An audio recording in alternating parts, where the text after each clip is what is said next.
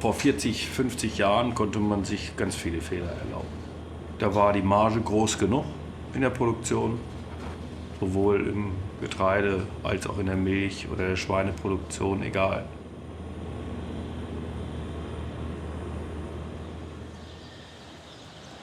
Aber das ist anders geworden. Ne?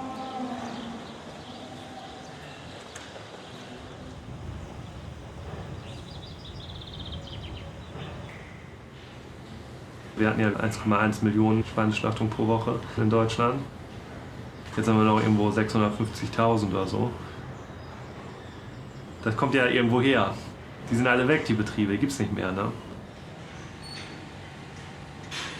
Und wir haben ja dieses Bauernbashing dann auch noch. Ne? Dann hast du schlechte wirtschaftliche Situation, alle hacken irgendwie gefühlt auf dir rum. Ne?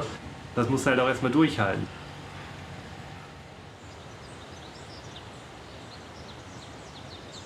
Wenn du dann nicht immer weiter am Ball bist und immer wieder was reinsteckst in so einen Betrieb, dann ist es irgendwann vorbei.